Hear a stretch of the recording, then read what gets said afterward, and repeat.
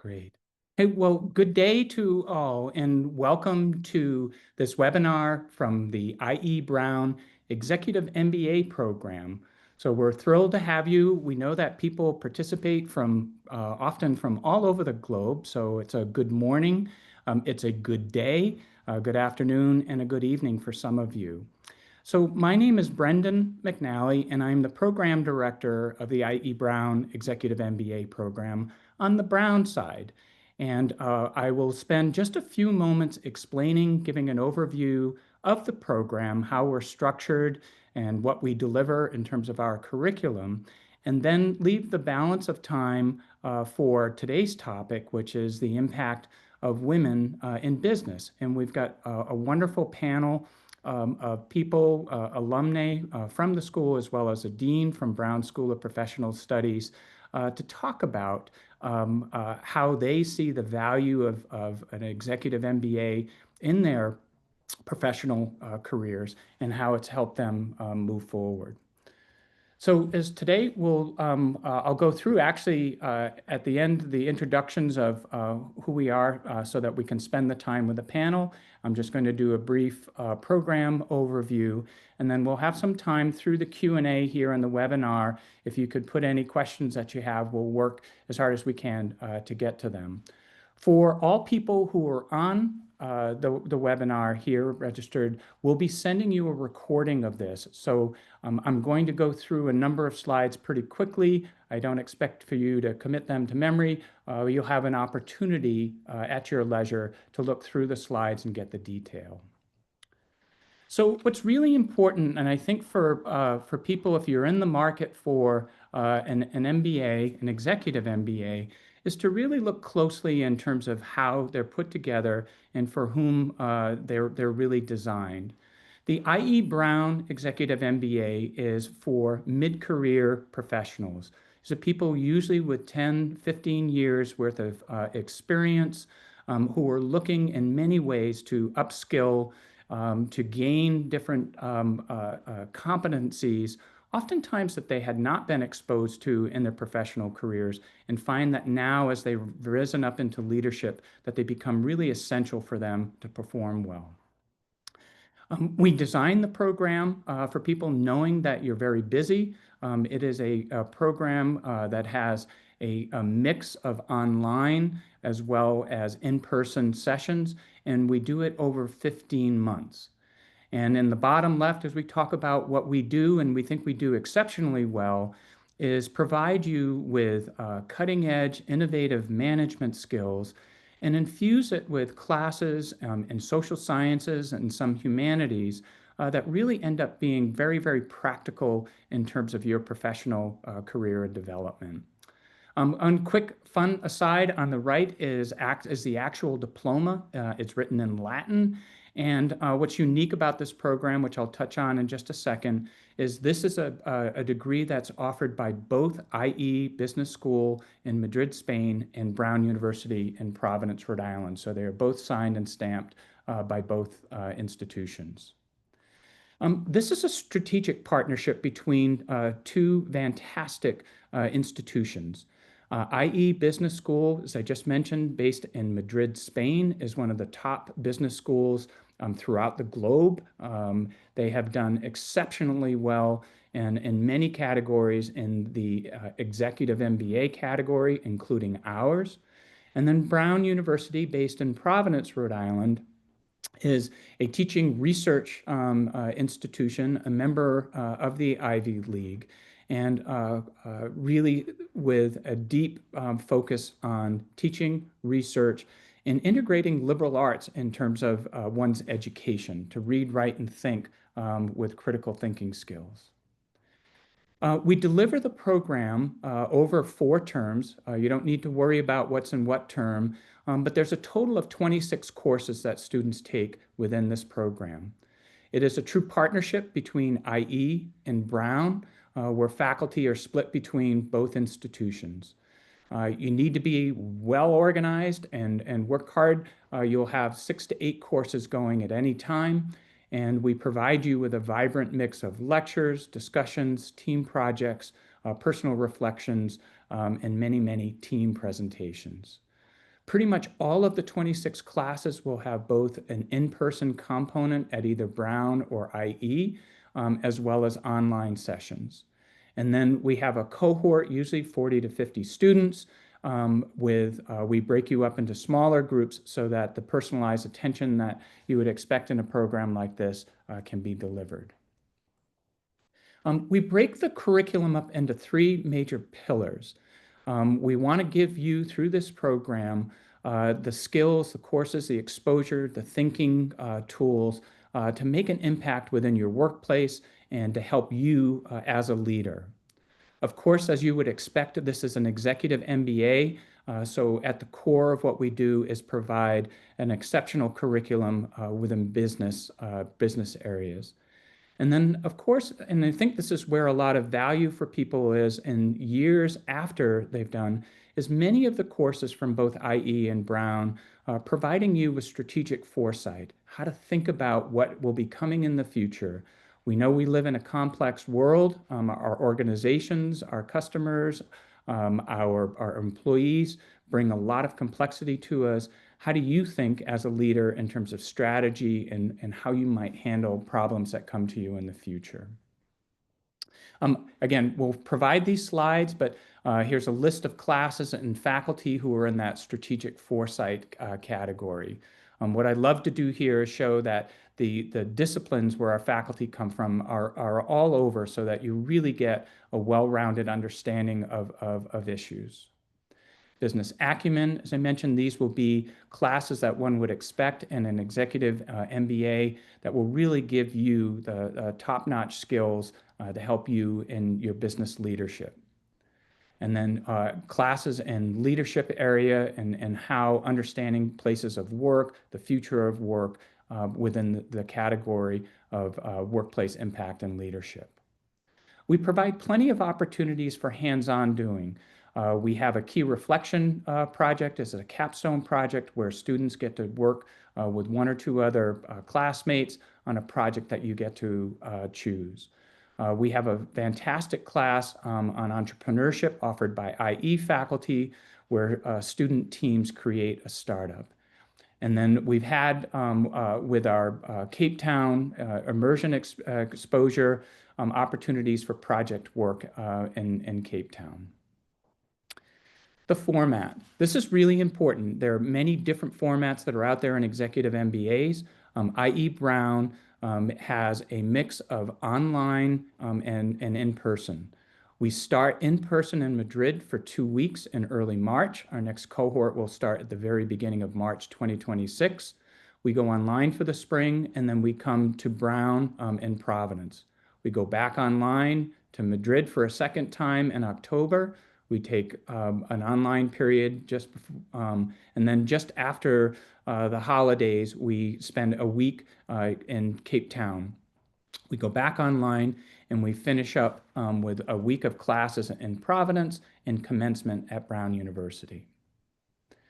I do a whole other webinar on the advantage from this program in terms of career outcomes and return on investment. So I just invite you to review these slides as you look in the future. But we've been very, very pleased in terms of how students view both from their professional and personal skill development and use thereof, and also for their career advancement. We are truly global in the world. We will get you onto 3 continents on the minimum, and knowing that your classmates are going to be coming from all over the globe as well. Fully accredited by the 333, quite an accomplishment for executive MBA programs. We have a number of very, very top metrics in terms of how we've done. We're really, really pleased as we look at the QS rankings for 2025 that diversity, career outcomes, and executive profile are some of the top ranked categories of any executive MBA program that's out there. We have both IE and Brown consistently year after year, U.S. News and World Report, as well as a variety of different entities giving top rankings. You become, you're a student in this program of both IE and Brown, and then upon graduation, you become alumni of both. This is truly a 50-50 partnership, and students get to use the networks of both institutions of alumni as well as clubs around the globe. We find that this global aspect to the program has advanced people in terms of their personal success. They've been able to use their capstone, the key reflection projects, in their business worlds, sometimes turning these key reflection projects are ones that people continue after graduation, creating new ventures. We hear constantly from alumni that they're collaborating with each other on both professional and personal levels. And we have had success in the work that we've done of advancing ventures that we work with in Cape Town.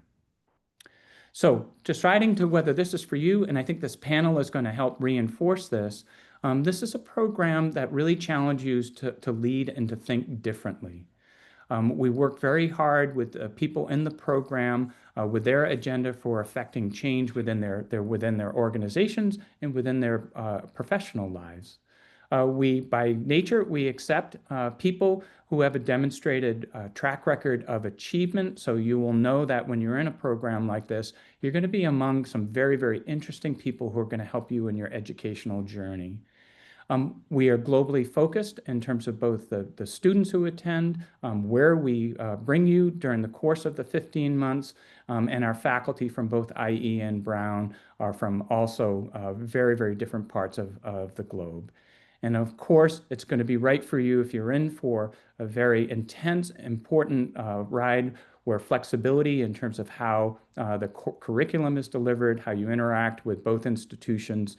This is a program for you if you're ready for a very exciting ride. So the next steps, we have application portal, which we provide to anyone who's interested, requires 2 essays, personal statements, 2 letters of recommendation. We need your transcripts from both undergraduate and any other graduate work that you've done. We do schedule interviews with people. We do not require GMATs or GREs. We've just found that for people who are this far along in their careers, that there's not a need to do standardized testing for us to evaluate you. We have priority reviews where if you get your application in to us, we'll get back to you. November 3rd is our next priority deadline, and then in December. Our recommendation is to get those applications done quickly so that if you have a positive response, there's a fit between us and you, that you have the time to get yourself ready for the next cohort that will start, I believe it is March 2nd, 2026. So with that, I'd love to introduce the alumni panel that we have today. Sandra Smith is the Dean of Brown School of Professional Studies in Divisions of Master Programs. We have Sharice Kennedy, who is from the class of 20, Janae Duane, class of 18, and Elise Shaheen from class of 24. So without further ado, I'd like to welcome our panelists and to Sandra to help kick us off. Thank you so much, Brendan. Really delighted to be here. This is a fantastic program and what we would call our crown jewel. And so it's really my delight to be accompanied by 3 of our incredible students or alumni now to have this conversation that will center particularly the experience of women, but really as business leaders at large, because at the end of the day, that is who we are, and we have a great representation here today. So what I'd like to do, first and foremost, is invite each of you to just briefly tell us a little bit about yourselves so that the audience can have context for what's to come in their conversation. And I'll get us started with Sharice. Hey, everyone. Really happy to be here. I'm really excited to share with you myself and then how the program has impacted me. As Brendan had pointed out, I currently am leading our Oracle. I specialize in Oracle products, and I'm a CPA specializing in finance, but I lead our entire practice across Canada. And so at Accenture, what we do is we really, help our clients implement Oracle solutions. And what's top of mind right now is AI. I was reflecting recently that, this was even ahead of this panel, how has this program impacted me because we are, and myself, and interacting with the C-suite all the time. And so this program really helps to drive through making sure that when you are communicating from an executive or a business standpoint, that you are highlighting the key issues and the key components that and meaningful messages that are going to make a difference for the C-suite. So that is where I'm grateful for this program, because it really did help me be a better leader here. And particularly, I do complex transformations. And so I'm grateful for what this program has given me the opportunity to learn. Thank you. Janae, I'm going to pass it over to you. Perfect. Thank you, Charisse. So nice to have you all here. So glad that you're here. My name is Janae Duane. So I am a serial entrepreneur and an angel investor. I've had a foot in both academia and in industry for the past 20 years. I'm also on faculty over in the School of Engineering, where I lead another master's program for a much younger demographic, otherwise known as Prime. And I cannot wait to dig into some of the questions that you all may have, because I know a little bit about my colleagues here on the panel, and I think that you're going to get a wealth of information so that you can make the right decision. Thank you, Janae. Elise? So hi, I'm Elise Shaheen. I'm based out of Connecticut, just for a little geographic location as to where I am in the trifecta of Providence, Madrid, and Cape Town. I am currently the founder and CEO of Mindful AI, which is a neuro-inclusive AI agent that provides real-time feedback and analysis that takes into context relationship mapping, and who the person is and what platforms they're using. This all for a little more feedback or more background on me. I was formerly in AWS and have come up in medical communications before that. So I've always been in STEM related industries. And for another fun fact about Mindful is it came out of my KRP project. So it's kind of a chicken or egg situation, which I'm going to say the chicken is now laying the eggs, because the idea for Mindful came up during my Providence residential. And then I transformed it into my KRP and then literally launched on graduation week. So excited to be here and to share my experience. Thank you, Elise. That's wonderful. And one of the things that we have learned is that when students enter the program, they have a certain set of goals, and so much can happen throughout it. And oftentimes it manifests in innovations and startups like the one you have launched. So terrific to hear from all of you. You can see we have a very diverse panel with experiences across a number of industries. So why don't we start there in terms of what I'd love to ask, what are the changes that you have seen in the workplace, in your organizations, in your ventures, perhaps in particular for women, if you want to focus on that in leadership positions. So if we could start with that, and I'm just going to randomly maybe pick on Janae to kick us off.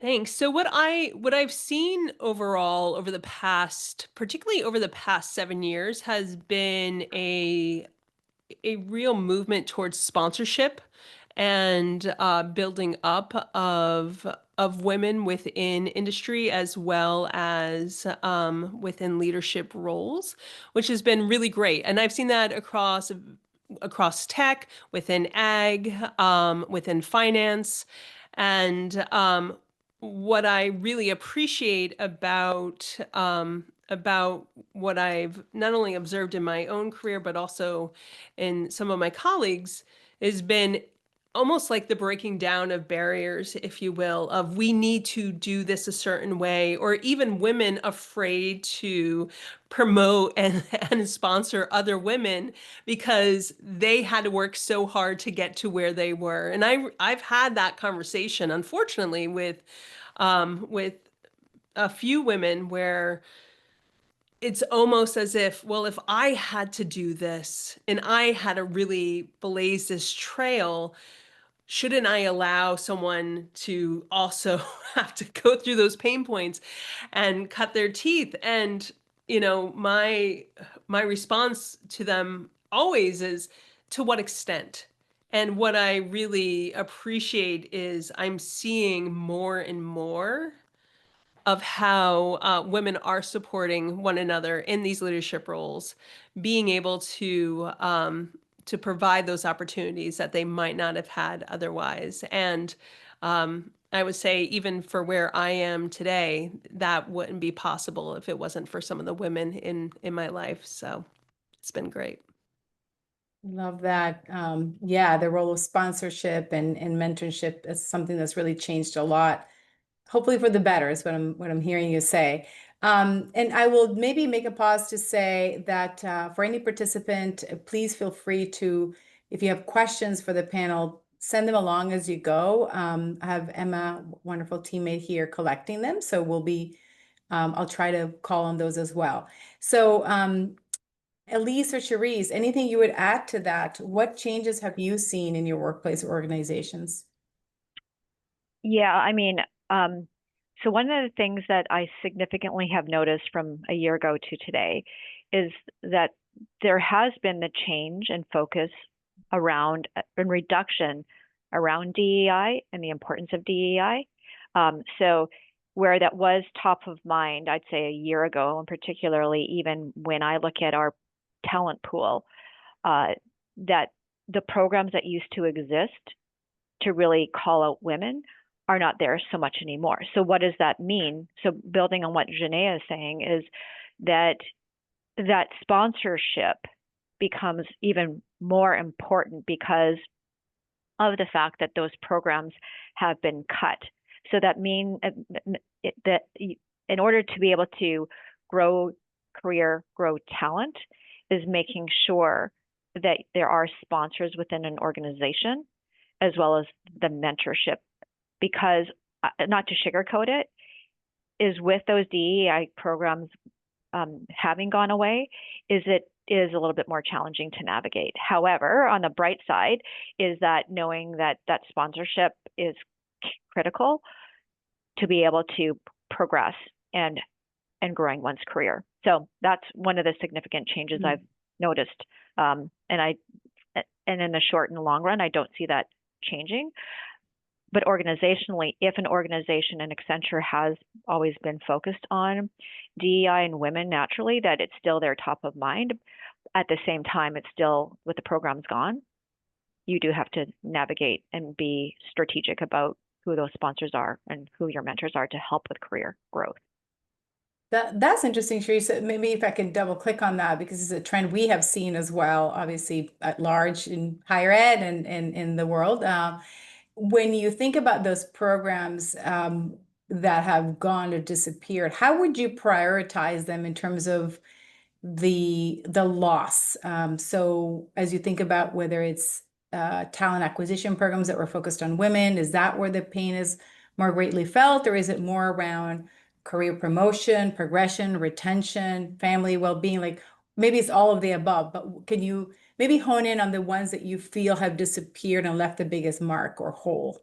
Yeah, so they're all intertwined, but particularly it's with career progression, because even with the work-life balance and being able to manage competing priorities, is because there needs to still be that attention that focuses on that career progression, so that if there's other priorities that are competing with the workplace, is that there's not that minimization of sometimes there will be, whether, again, I'm going to use families, for example, but not everyone's has a family, but whatever the topic is to make sure that as a leader, though, when you're leading people, is to make sure that that's top of mind. Mm-hmm. Yeah. So the responsibility falls more back on employees if the programs are not there. So, and leaders in the organization. Correct. Perfect. Thank you. Elise, want to make sure we hear from you on this. Yeah, actually, Charisse and Janae touched on what I was going to touch on together, is that those DEI programs are now gone. So what we saw before where, women were really coming up into leadership roles and there was an emphasis on kind of that equity, it is no longer there. And I would say that just from my point of view of coming from AWS, which is about as corporate as it gets, and very male-centered, and being one of the very small minority of women working in there in the strategy in a strategy role. You know, it's kind of disheartening, and it can be when those things go away and when those you know, you're kind of overlooked in those positions. But coming into the role of founder and CEO of a startup in AI, which dives a little bit deeper. I think last I looked, it was like 6% of women in leadership in tech. It's only at the 6% number. So if you dive a little further, we're even a smaller minority. And with that less emphasis on the DEI structure, you kind of you become a novelty. And so that's where that kind of sponsorship across the board, I found other women, other founders in roles such as mine, and we kind of bolster and support one another. It does push you to go a little bit harder and to find those people and to kind of find your tribe to be able to get where you need to go. So a lot of the people that I do encounter, I mean, not to make this like a man versus woman thing, but a lot of the people that I encounter in both funding, the startup or the entrepreneurial experience, they're mostly men, and you do come across more of a novelty. So you do have to be a little bit more resilient and a little bit harder and dig your heels in a little bit harder and try to make that balance between, being empowered and a woman in this kind of a role, and also being able to navigate and find your way easily. Thank you. So I think giving this sort of broad context, maybe I can switch a little bit to how do you all feel the role, or what role did the Executive MBA play in helping your career, or maybe how it's helping you today navigate some of these challenges, whether it's a contraction of DEI. We, of course, haven't talked a lot about AI yet, but I'm sure it's coming in this conversation, and what that is doing to the workforce. How has the program helped you so far? And maybe I'll start with Janae.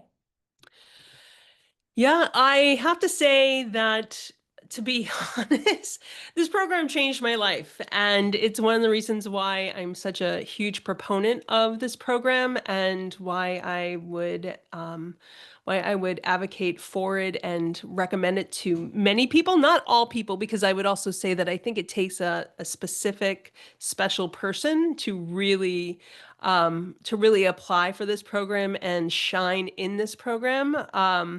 Because you're really amongst change makers. And I noticed that immediately within my cohort.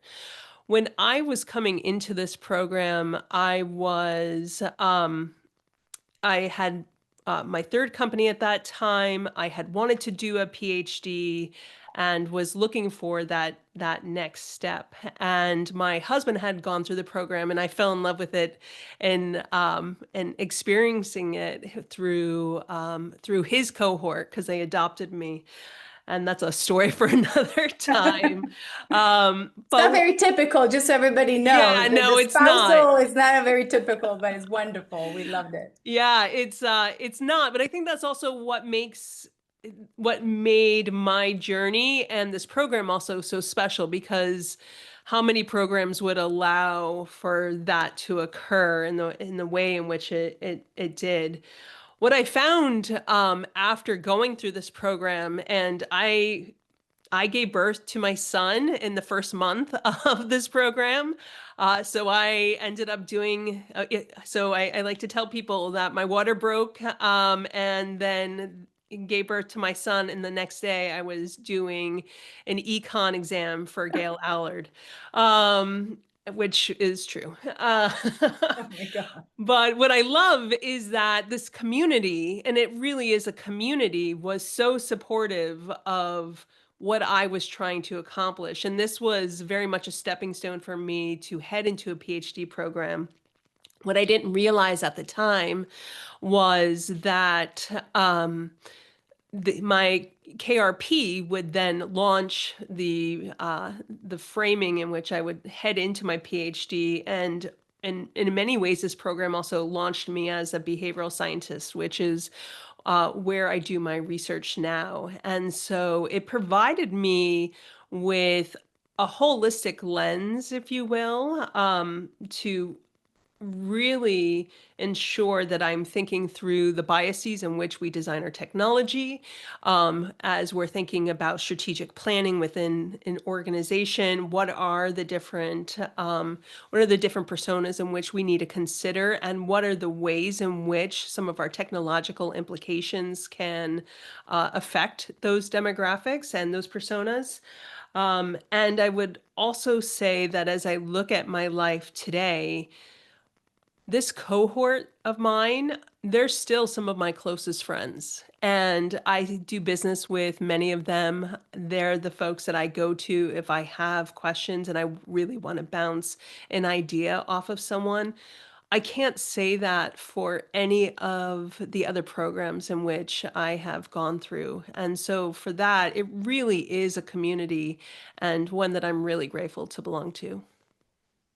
Thank you, Janae. Yeah, you give a whole new meaning to work-life balance with that story. My goodness. Or I should say balancing this so for those of you who might be wondering, and this question we're going to get to, how do I balance all of this? I think the answer is that it requires some careful work and planning, but it is very, very possible, as Janae has absolutely demonstrated and others have as well. Charisse and Elise, what would you add to that in terms of your own impact or the impact of the program on you? I'm going to say that it did definitely change my life, all for the better. I will also double down on the fact that even though I just graduated in 24, these are the closest people to me. They are the people that helped me launch my business, work. I called my KRP partners. I was like, I listed them as interns on my company to do the background research, the marketing research, subject matter interviews, subject matter expert interviews. So it definitely did change a lot of things. I came into the program looking for a change, in all fairness. So I was at AWS and I was like, this is not scratching the itch. Something has got to give. And, you know, really looking at, if I'm going to do something, what do I want to do and what kind of a program do I want to be in? I looked at other programs, just, Cornell, for example, and it wasn't exactly doing for me what I wanted it to. It wasn't giving me the curriculum that I wanted. And when I came across IE Brown, it was something that I had to dig for. I did like that there was a very big female representation in the cohorts, that it wasn't just predominantly male, and that it was offering what I learned, or put words to, as a business for good opportunity. So if I'm going to develop something, and you could do things that are for profit, what can you do to put a little light into the world? And that's where I kind of came up with Mindful, is like, how do you create something that scratches that techie kind of itch that I have, that I need to go into and stay in this, but how do I do something that's positive? And so Mindful was born around an issue I addressed with my daughter, who's neurodivergent, and kind of did a fast forward. And that was like our big KRP pitch was, if we envision Charlie, who's my daughter, in 10 years, what kind of help and where could I step in as her mom and help her here and help her community like 10 years from now? And I think that Brown and IE both played pivotal roles in that. So IE really gave me the business wraparound that I was looking for, that general business knowledge that kind of gave me the confidence to come to the table. And Brown really put the human touch on everything and kind of put everything into a human focused lens. And then, coming through, sometimes there are moments, I mean, honestly, throughout the program where you're like, why am I doing this? Why am I learning this? I'm not sure where this is going to come into play. And, everybody's grumbling and groaning. And then, you fast forward 9-10 months and you're like, it all makes sense when you're all crying after your deliveries and you're at commencement. You're like, this whole thing kind of came together in this wonderfully wrapped up package. So, and I will say that those 3 little letters, and because we're talking about women in business today, those 3 little letters from an Ivy League school really show that you can hack it. Because this program, as much as we all come out with this warm, fuzzy feeling and all of these people that we love and cherish, it is still an MBA program. So it requires a lot of work. It requires a lot of grit. And, you know, there are smiles and tears that are almost in equal balance. So, yeah. I'd love that, Elise. I'm going to coin your put a little light into the world idea. And people hear me say, and Brendan, I think, has heard me say, I mean, this program is first and foremost an MBA. So have no doubt whatsoever that the program will equip you with the business skills, the business acumen that's needed to drive organizations forward, whether they are for-profit technology organizations, service organizations, whatever it is. It's there, but the Brown side of the house is really aimed to, together with IE, provide you with skills that ask you to think more deeply about choices we make as business leaders, and that make you think more deeply about the impact of those choices in a more holistic way. So I think, you know, for some, it becomes always thinking about how does this business advance profit, but then also purpose. And that ends up being kind of a natural extension. And it is also very much for somebody that maybe you're not seeing that as your main purpose. You're working in a mid to large scale company and you're just trying to get to that next level. It is absolutely perfectly appropriate for you to just want to lean in on that piece. But we can deliver all of it at the end of the day. But Cherise, I'd love to hear from you as well after those two great expositions of the impact of the program. Yeah, I'll touch on them lightly because, again, everything that Janae said, everything that Elise has said, I echo the experience. And just to add to it, what I did find as soon as I left the program and for me, and why I was drawn to it was from the social sciences and the humanities and the more human touch, because I had already had a very strong business background coming from tech, and then also I'm a CPA. So therefore I didn't want to have a program that was repeating everything that I already did in my undergrad. So that was the appeal of the Brown program. Now, when it completed, the Brown side of the program with the social sciences and humanities piece, when it completed, what was interesting is how then the intersection of a lot of the pieces that I had learned within the program started to infiltrate my workplace. And to give you an example of that, the health disparities class, so it's the one with space, place, and time. One of my final papers was around our Indigenous group here in Canada called First Nations. And we recognize a day now in Canada called the Truth and Reconciliation Day. And because of that class particularly, it allowed me to really understand the reasons, why are we celebrating this? Why do we acknowledge this segment in the population, and why do we make sure that we are acknowledging that day? And that is just one example, and there's many that I could bring up here. But what it's taught me is how I see the world differently, and I think that everyone around me sees the world differently, but probably not. It's really this experience of being able to intersect this human side and everything in what we do from a business standpoint, whether it's strategy, whether it's accounting, whether it's corporate finance. There's always at the bottom of it, there's this human element. Now, the other part that's really interesting about this program is the fact that it is a smaller cohort. Now, that has its benefits because unlike if you go into a larger MBA program, and again, it's really an individual choice, is that you become very close and connected with your cohort. They become your lifelong friends. And just on that note, I had a party this past summer. It was a big milestone celebration for my husband and I and my family. And I'm in Vancouver, Canada, and we're talking about, we have people all over the globe. I had a few of those people at my party because that's how close they are with me. And this weekend I'm headed to New York.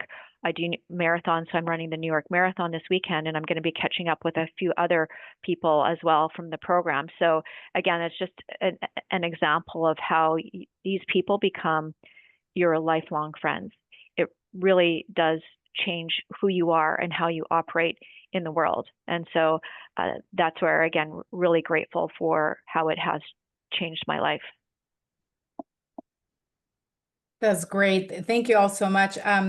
I think I sort of took you forward to what's the impact. Maybe I can ask you to put your mind in the space that you were at when you were considering the program itself, and talk about sort of what stood out for you in that moment, but perhaps also give some suggestions to those who are here with us today who are thinking and evaluating programs, including this one, how you would think about it. So what suggestions would you have for prospective students when deciding about a program, and how you thought about it yourself? So kind of marrying those two, if you could. I know it's a bit of a tricky question, but feel free to lean into any aspect of it. And I'll let any of you take that on.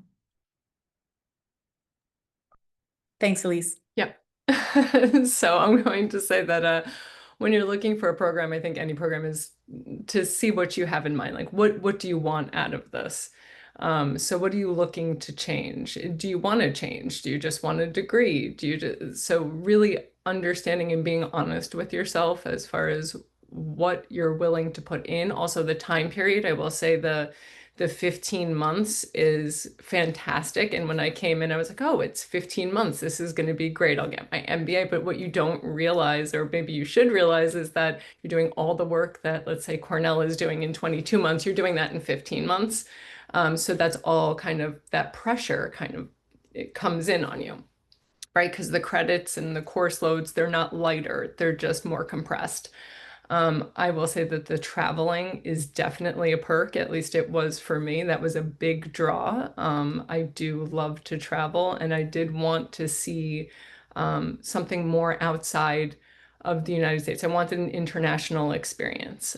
Born and raised in the US, and have had the undergrad experience in the US. I wanted just more global connections, more global touch points. I think also with any of these programs, as far as an EMBA is concerned, you should really look at what your lifestyle is, and what kind of support system you need in place to be able to accomplish this successfully, go through this, and have a happy experience through it, net positive.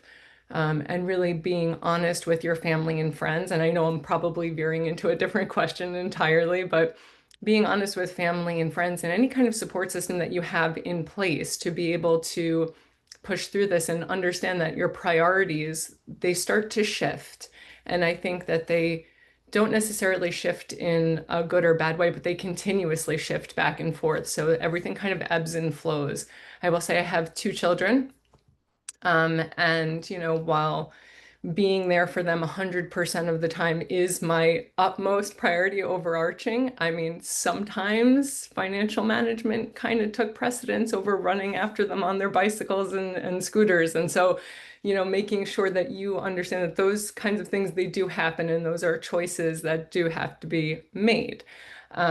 And that you're going to be leaning on people. And this is how I think we all came out with these wonderful friendships and connections, is you're going to be leaning on your classmates and your cohort mates, and even some of your professors for help and understanding, and to fill in your blanks. And that same thing kind of extends to your friends and family at home, is that you're going to need to lean on them to fill in your blanks there too.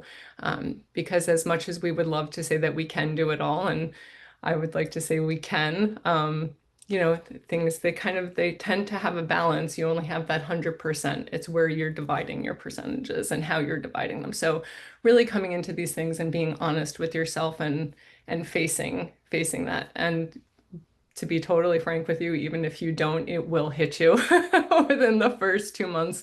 It will show itself, of how you're going to have to prioritize and what you're going to need to do to continue.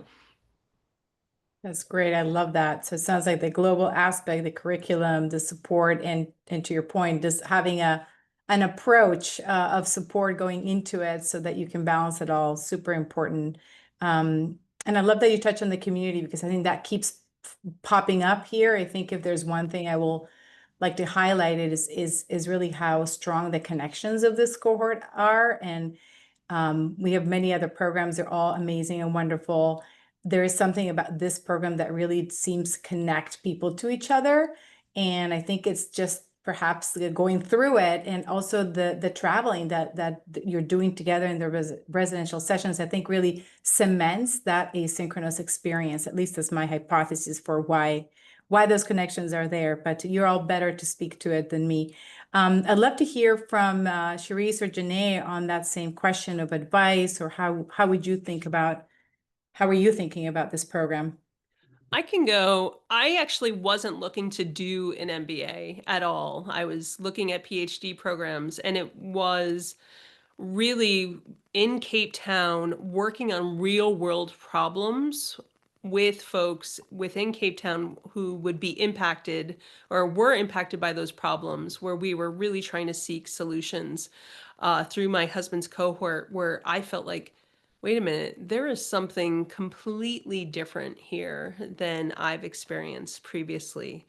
And it was really that experience that led me to question, should I head down this path?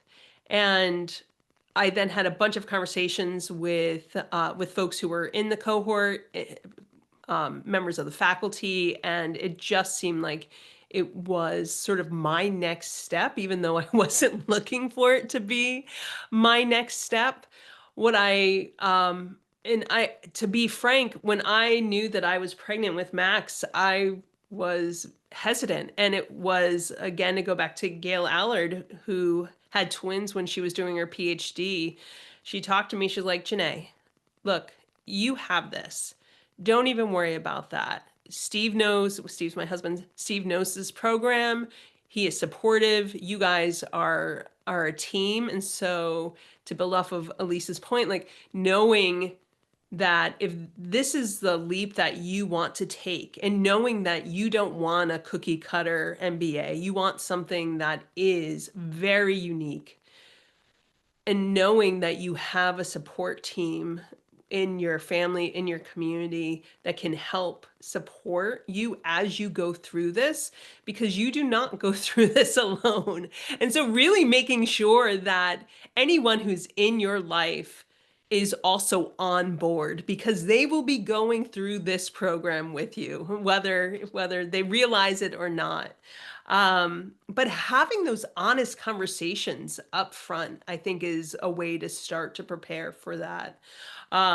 Really being honest with yourself as to why you're looking to do this program. And again, I said earlier that this is very much a program of change makers, and I truly believe that, because it isn't like your normal executive MBA.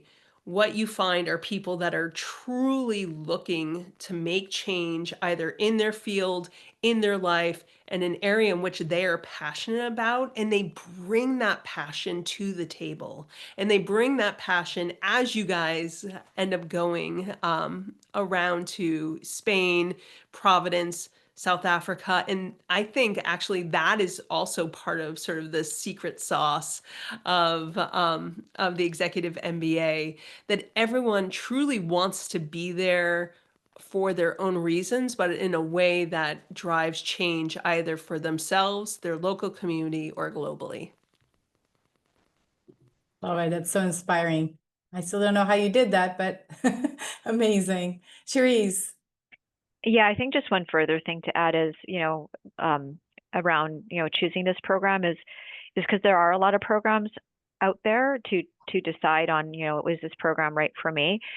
If you're interested in having, if you're someone who wants an EMBA that focuses everything around, when I talk about business skills, so whether it's strategy, whether it's all the accounting components, whether it's finance, whether it's the details of marketing or operations management or management science, this program is not one of those programs. It gives you the business acumen, but as mentioned, it gives you the social sciences piece of it. And also what the program always does is it weaves in any current topical important business issues or business and social issues that are impacting the workplace and business and society.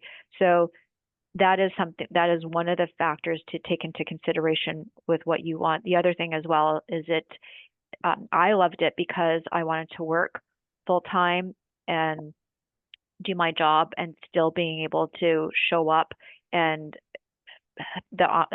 and do this program. So the online part of it, being able to do it online as well in my time, was really super helpful because, you know, there's limits in terms of when you need to get your online forum posts in, but at the same time, it really gave me that flexibility to show up in the workplace, to run a family. We have 2 boys, and at the time we had a tween and a teen, and so I really did need to get help. I was a full-on mom, you know, coaching our boys and being, you know, whether it's on the board of one of the schools. So just being able to do all of that, plus I was building a new practice at the time. You do need help, you do need support, because in order to be able to really take on all the work, and if you are working full time, then there's a lot of material that's coming at you really quickly and really fast. That's where having that support is for me, it was necessary. I mean, I probably spent, I think on average people would spend maybe 20 hours. I was probably spending 40 to 6 hours a week in conjunction with my day job. But that's just, again, that's just who I am, not necessarily indicative of what the average amount of time that people spend.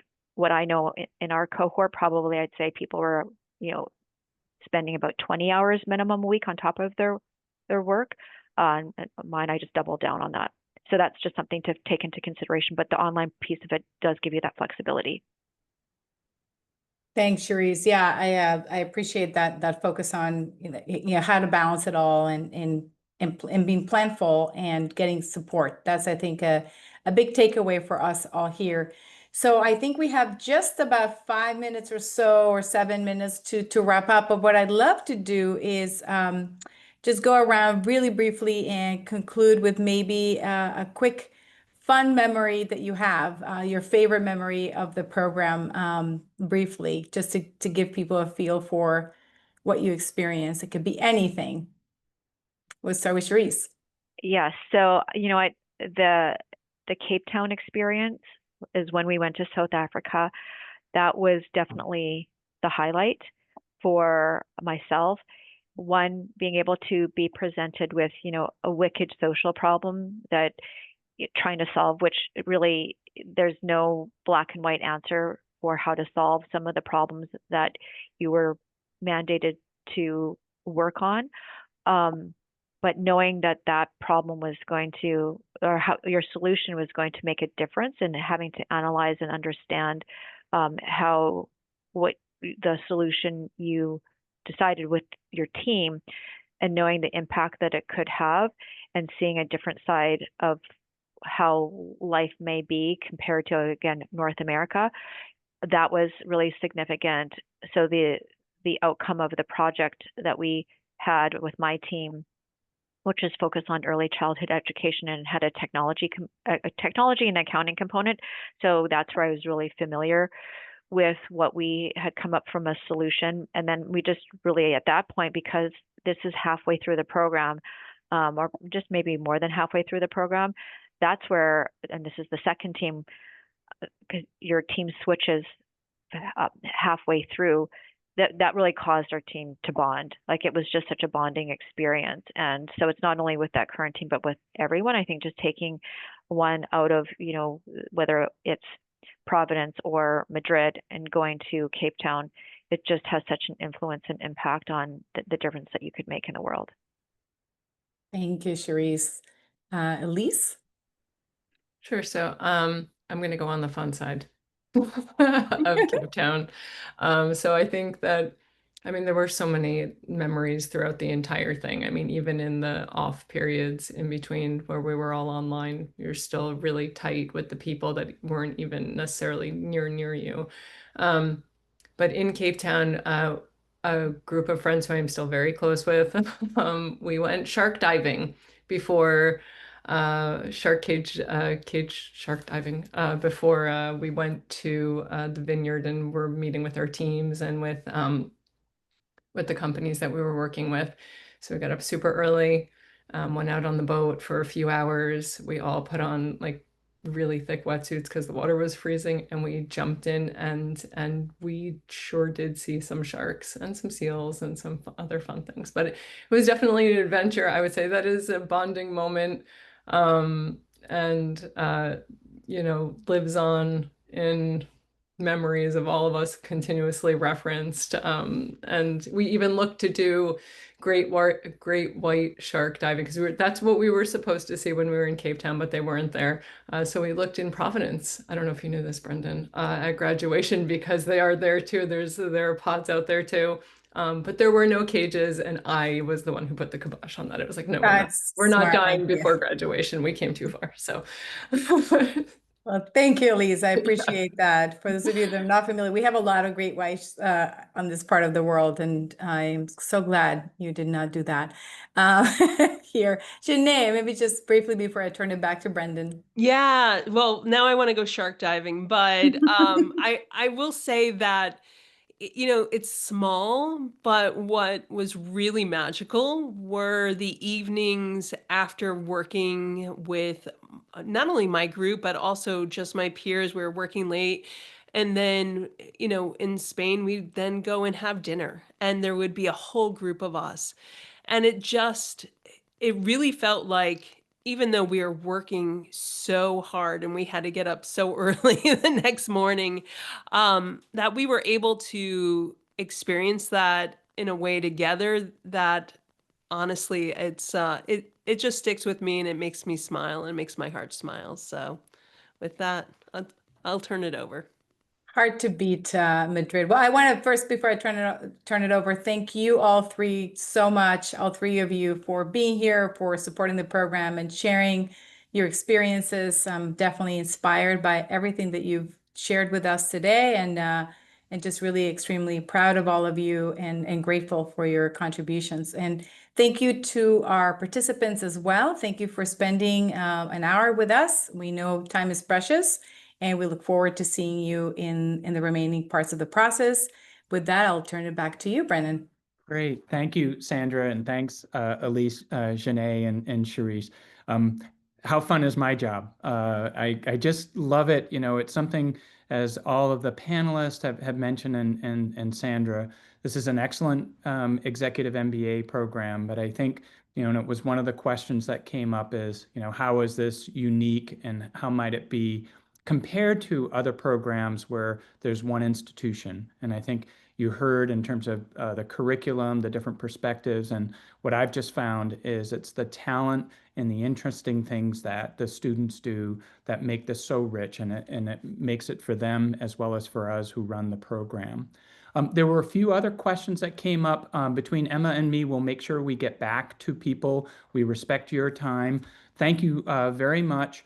Emma's going to put in the chat, just as we sign off, professional@brown.edu is a way to get in touch with us. We have a way, we'll follow up, as we mentioned, with all of you with the recording.